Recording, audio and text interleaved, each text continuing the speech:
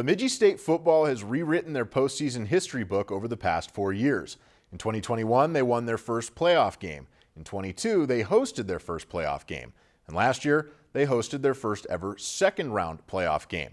This season, they've made it to the national quarterfinal round for the first time in program history. But the road to get there was a little bumpy. Football season can have its highs, and it can have its lows. Bemidji State football has seen plenty of both in 2024. We're really proud of the guys and really proud of just the program, where we came from this year. We struggled to make the playoffs. Let a few games to probably slip away that we thought we could have a chance to win, but here we are finding ways to win in the Elite Eight, so it's pretty awesome. 5 weeks ago, the Beavers suffered their third loss of the season.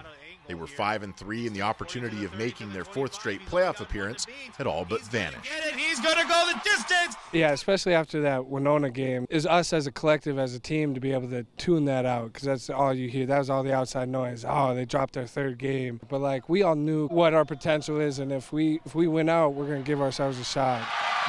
They did just that, rattling off 3 wins in a row, including one over conference champion Augustana in the final game of the regular season to clinch a playoff berth. But the win streak didn't end there. The Beavers kept on rolling right through the first round of the NCAA playoffs with a chance to make history. Last year they had come up short in the second round, falling to Central Washington at home.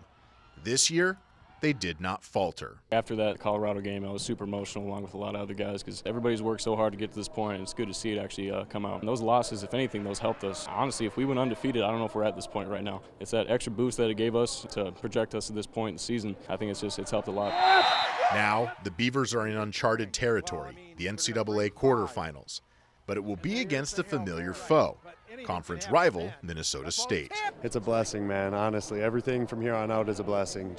That's all we can look at it as, really. Extremely excited to go play Cato. The Beavs and the Mavericks met in Mankato back on September 7th for the second game of the regular season and the first week of NSIC play.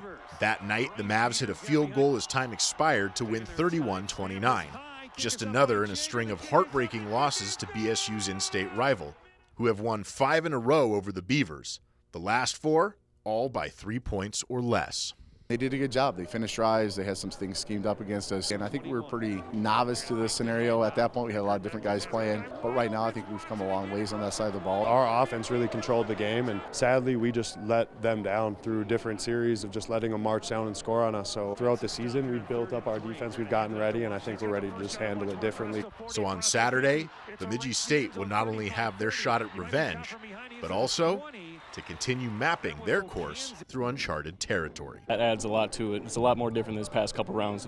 Playing Mankato, it's a new kind of juice, but I mean, when we lost that game the second week, was it week 2? I think a lot of guys had the feeling we were going to see this team again, and the fact that we were able to do that, it's a lot. The game this weekend will mark just the 3rd time BSU football is played in December, the other 2 being the 2006 and 2016 Mineral Water Bowl. But the December 7th kickoff will be the latest calendar date the Beavers have ever played. This sports segment of Lakeland News was brought to you in part by Paul Bunyan Communications, bringing northern Minnesota the Gigazone. Internet speeds up to 10 gigabits per second, both upload and download. It's the Gigazone from Paul Bunyan Communications, and it's right here. Lakeland News is a nonprofit news organization. Donate to Lakeland PBS today to support your local news team.